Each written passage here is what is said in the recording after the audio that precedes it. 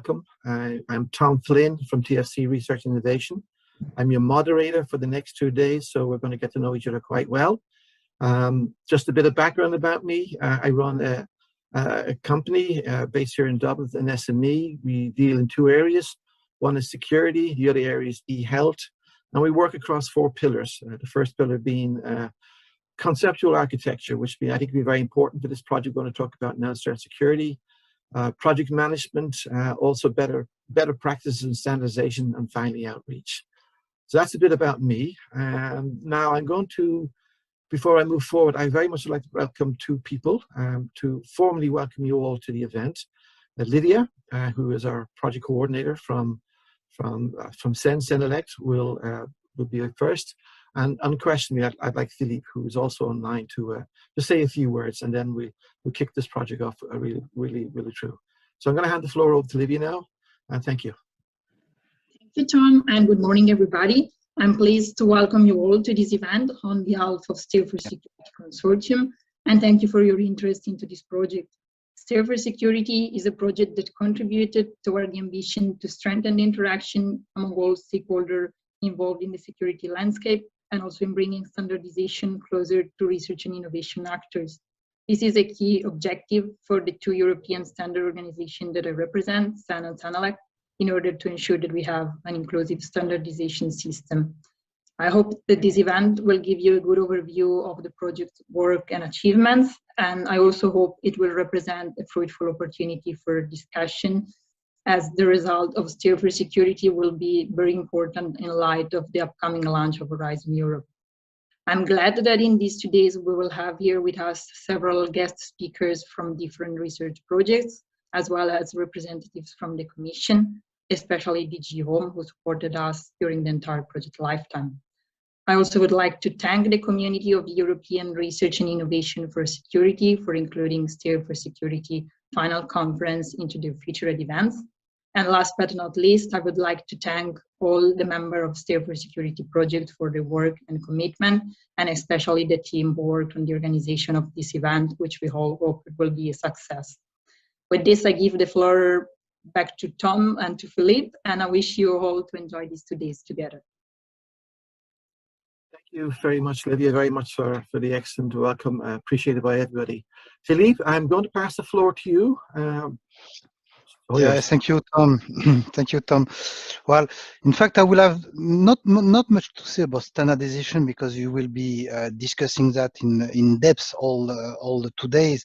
I would like to stress, obviously, the importance of standards in ensuring interoperability in the I would say disaster risk management cycle, from the prevention to response. We have observed that in the last years, and it's not only looking at focusing on natural hazards, but also on CBRN issues, and so this is quite obvious, and it will be discussed thoroughly among you. While the experience have shown, obviously, that in the last years, the practitioners and the policymakers were not, in a way, sufficiently involved in discussions related to standardization, identification of standard needs, and it has an impact also on the way we are designing our research program related to support to standardization in the disaster risk management and CBRN. So this STAIR4SECURITY project is about this. Actually, it's really to try to improve these links with practitioners and policymakers, and figure out what could be a good mechanism in the future to better identify where our research efforts should be put, actually, where the EU funding should be best used in support of standardization related research. So this is something that we are constantly, actually, I would say, discussing, knowing that the level of understanding of standards is very dispersed in the different communities, including the scientific community, but also the policy-making community. In fact, the word standard as such is not understood the same way by different people. In practitioners, we are very often listening about standard operating procedure, best practices, but they are actually not speaking about EN standard or ISO standards. So very often this corresponds to harmonized guidelines that are not necessarily standards, and they are not necessarily willing to have formal standards. So we have a dialogue to be set with practitioners to ensure that we are understanding each other well, and identifying what type of needs they have really. Do they need to have a formal standard related to, for example, interoperability of tool solutions in international teams, for example, or do they need actually more local or regional harmonized guidelines? It's something that needs to be clearly clarified.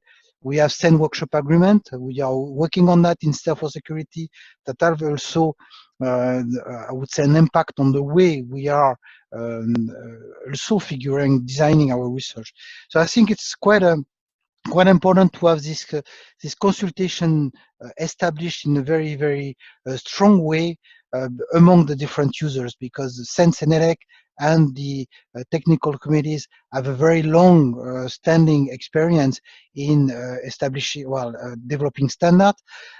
We are in a way in an upstream position regarding research that is anticipating what could be the needs to develop standards so in a few years from now. And we should not fall into the trap of I would say developing research which are the reflect of academic or research expression. By this, scientists will certainly, and it's not a criticism because I'm a former scientist, but scientists will see very often good opportunities for possible standards and put research efforts to develop this kind of thing, but not without necessarily checking with practitioners and policymakers that it is in line with what they expect. And this kind of mechanism, this filter, is lacking.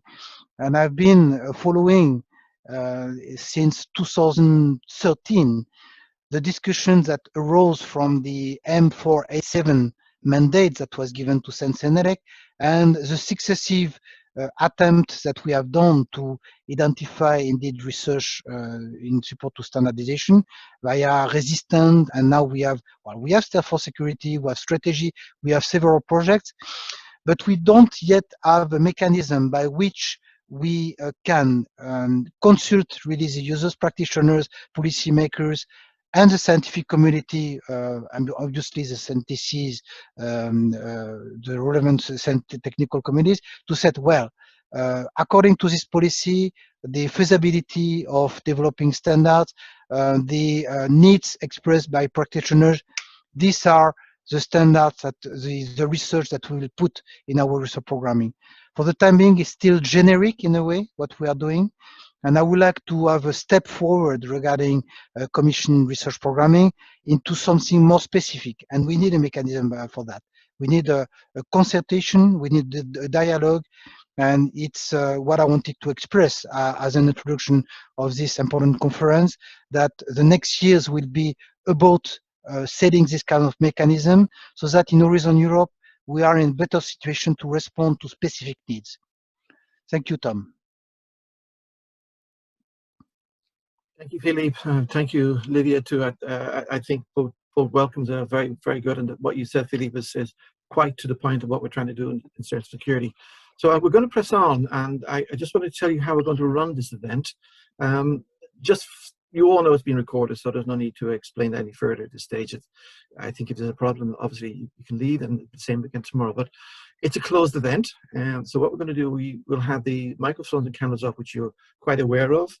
And we'll have social media working away in background. So those who are keen to be active in social media, you'll see there the STAIR4SECURITY Twitter ID. And likewise, the event is there is #S4S final event. So please, as you wish, anything which is constructive and helpful to get the information out of what's going on with today's event, by all means do that. Now, two other things to say to you today is that we will have a Q&A session. Now, the Q&A session will take place at the end of this morning. We will do it again tomorrow at the same time, tomorrow morning, and likewise when we wrap up in the afternoon tomorrow. So we're going to hold a Q&A session. That means that you can start using the Q&A as a method to state what kind of question you may have. And if you have a speaker, very much so that you would like to answer it, please mention the speaker's name, and we will try to do that.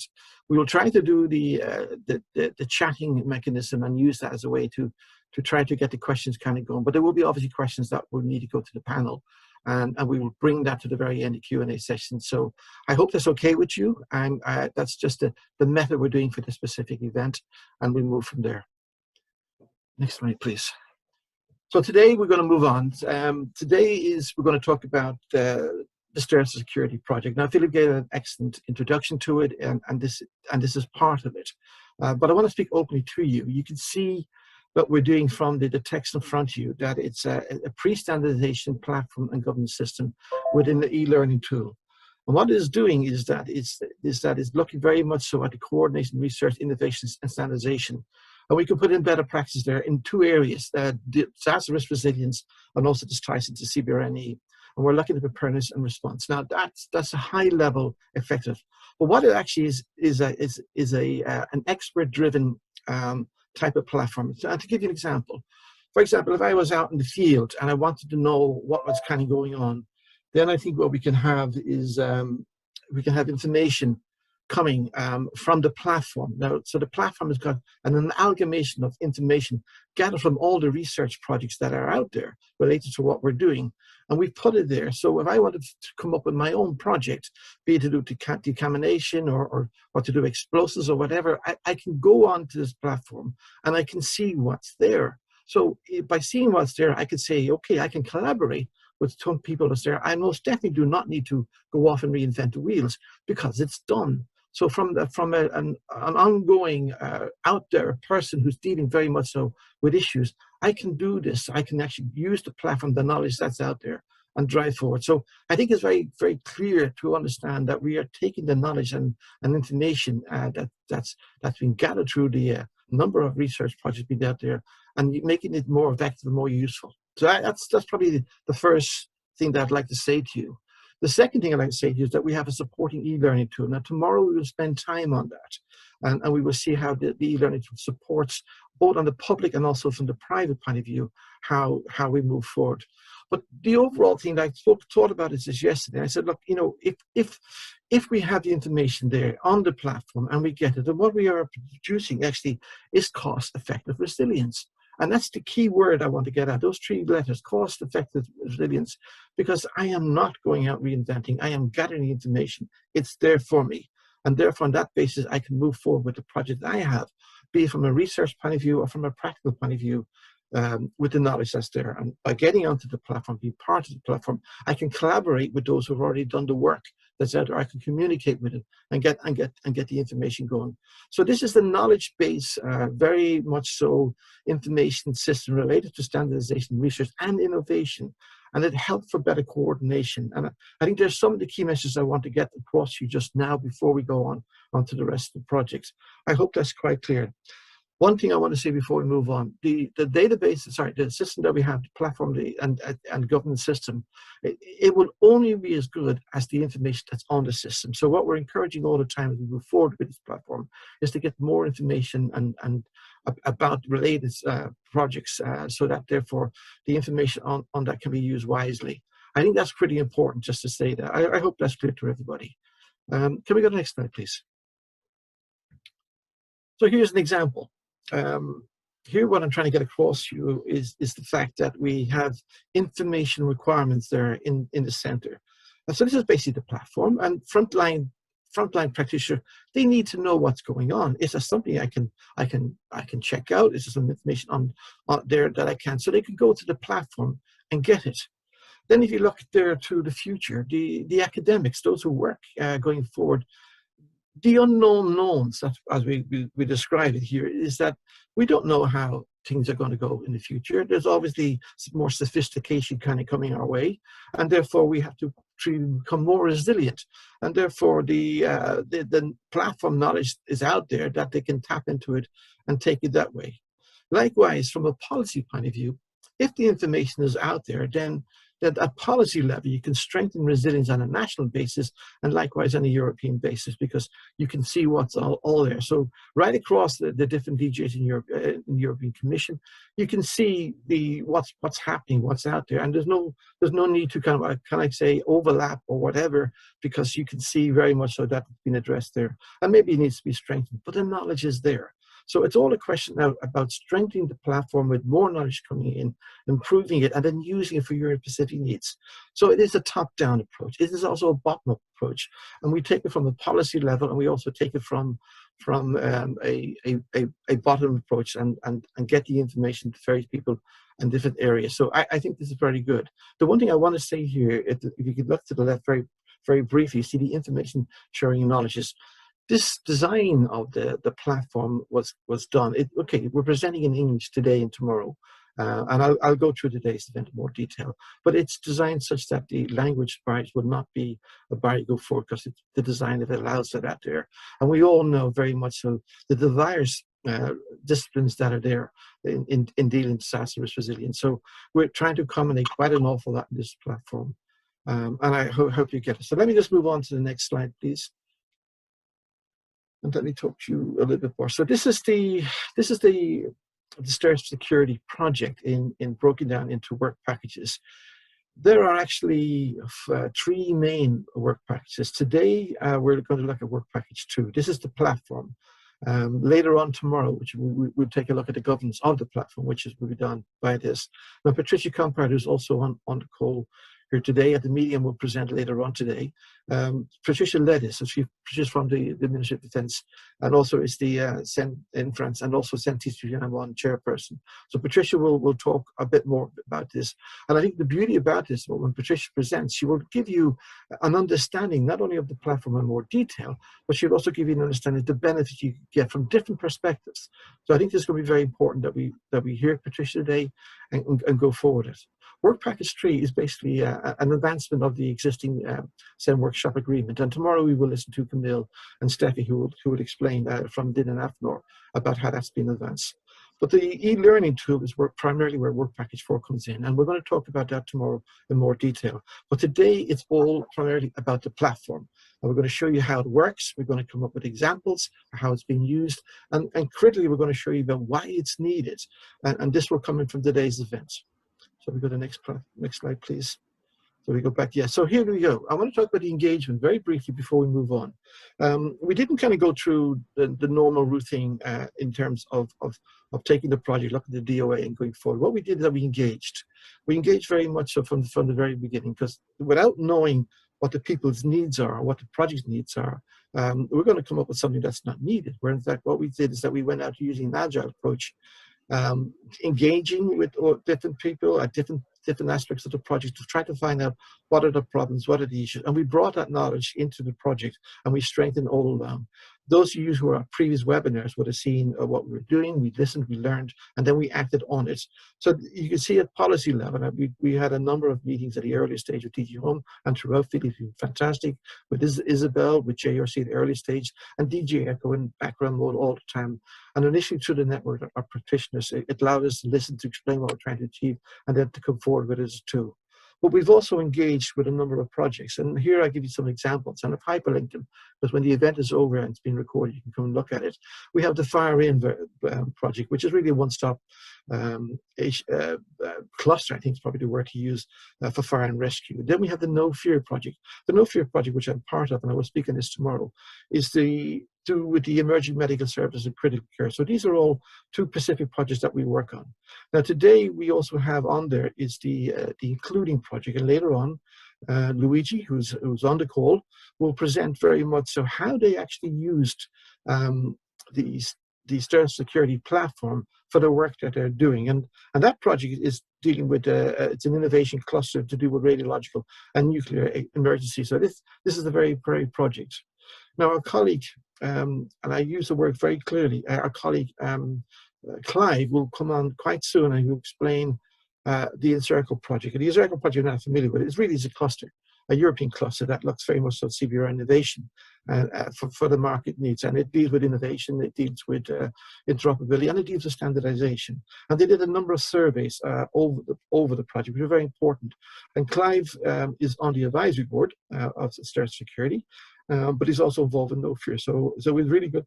We have strong engagement throughout the project to listen, to learn, to exchange knowledge and ideas, and take this on board. So we, again, as I said from the beginning, we applied an agile approach, engaging, listening, learning, improving, and we're going forward.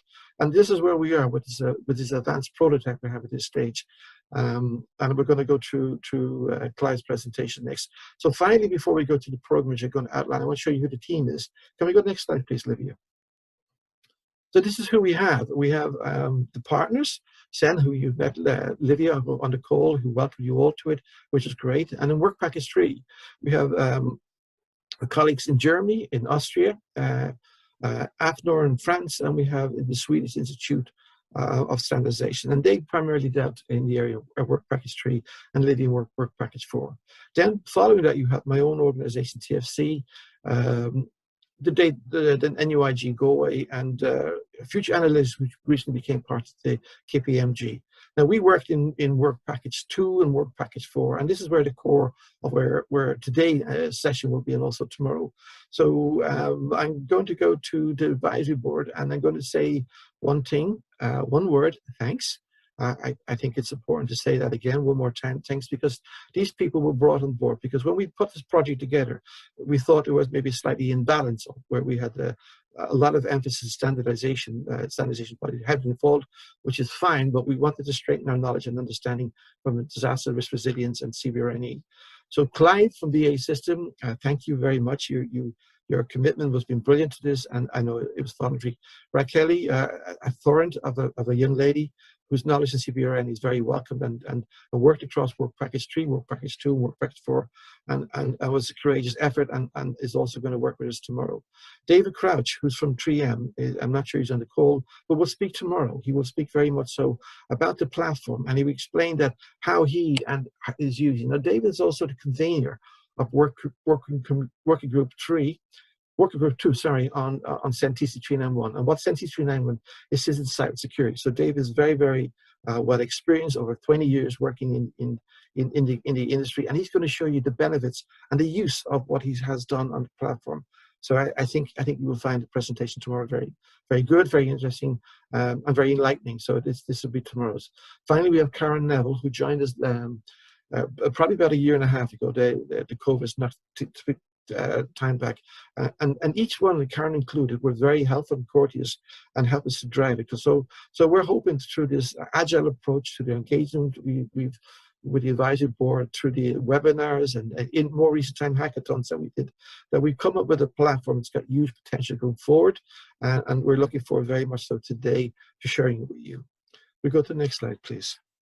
So today, just very briefly before we move on, we have three main sessions this morning. Clive, whose name from Clive Goodchild, who we spoke about earlier on, will explain very much so a perspective based on the research they've run on Circle, specifically on standardization, and will highlight very much so why this is needed, why this platform is needed. And I think Philippe also mentioned in the earlier presentation, but I think it's very important. Then we will listen to Patricia. Patricia, as you know, is Work Package 2 leader who drove the platform. Is also CEN/TC 391 chairperson, and also from the Ministry of Interiors in France. Now, Patricia has been a driving force and is very, very good to work with at this stage. And what Patricia will do, as I previously mentioned, she will talk very much so about the platform opportunities that are out there from different perspectives, at policy level and also practitioner level. And also the benefits will come through. I think you're going to find that presentation excellent. And then we're going to show you a case study. This will come from Luigi. And Luigi will show how he's used it in the Including project. And I think it's going to be good. And he will be supported by Augustin, who works with us on the STAIR4SECURITY platform. And he was the main development with his colleagues there as well. So he will work with Luigi in that. So we're going to enjoy that. So I think we have a balanced session for this morning. I think you're going to find it quite interesting. I again repeat, we will use the chat. We will use the chat to try to get across as many questions on tandem with the presentation going on. And those who are working the project will try to help out. And then likewise, when we get to the very end, the audience sessions, we will open it up there and we will go through the chat, which Anna, who from KPMG, will help work with me on the specific area, and then we go. By the time we get to the closure, I will spend very little time talking to you, but what I will show you is going to happen tomorrow. So you will see the plan of the event for the 28th. Again, just to remind you, we will start the same time tomorrow morning, and then we go in the afternoon. I think it's 2:15 CES time. So that's it for today. That's enough for me. Again, I thank you for listening to me, for being there today, for joining us, and now we'll get on and we go to the next presentation.